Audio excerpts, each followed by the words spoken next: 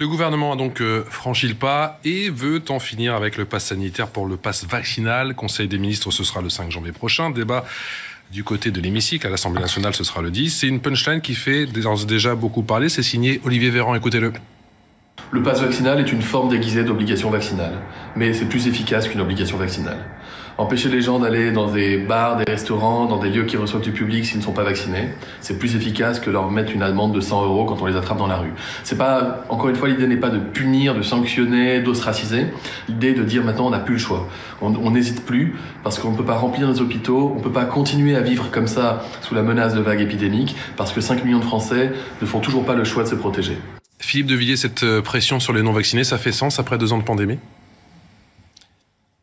En regardant Olivier Véran, je repense à un mot de Emmanuel Macron, le 27 décembre 2020, où il déclare solennellement, en forme de serment devant tous les Français, il n'y aura pas d'obligation vaccinale. La vaccination ne sera jamais obligatoire. Donc, ils mentent. Mais je vais aller plus loin. Nous assistons, avec cette mesure liberticide, à la fuite en avant, je pèse mes mots, à la fuite en avant de l'hygiénisme d'État qui cherche à rattraper ses erreurs par des mensonges. Il y a eu 3 mensonges successifs sur le vaccin. Le premier, on nous a dit « Vaccinez-vous, vous serez protégés ». Le mot « vaccin » dans le Petit Robert, ça veut dire « qui immunise ». Donc on les a crus. Et puis on s'est aperçu que, au fil des semaines, au fil des mois, il y avait la contamination. C'est-à-dire que le vaccin n'empêchait pas la contamination. Il n'empêche pas que vous contaminiez quelqu'un ou que vous soyez contaminé par quelqu'un. Donc le pass sanitaire devient largement nominatif. Deuxième mensonge, oui mais il y a la 3e dose.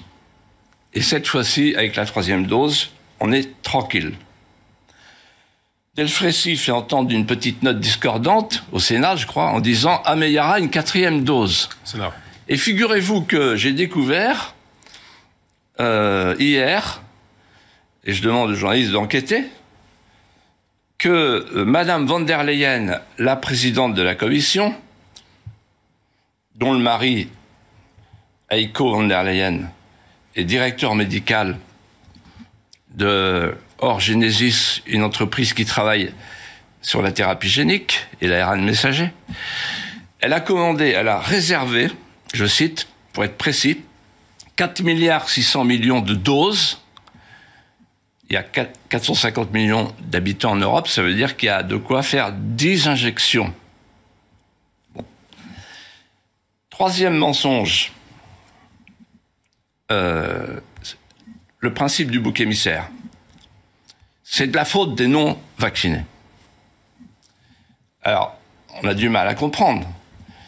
Et je vous invite à faire ce que j'ai fait. Vous allez sur le site de la DRE, la Direction de la Recherche, des Études, de l'Évaluation et de la Statistique du ministère de la Santé.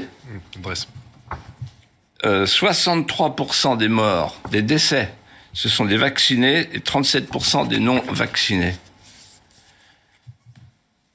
Donc, on nous ment. Alors la question, c'est pourquoi on nous ment ?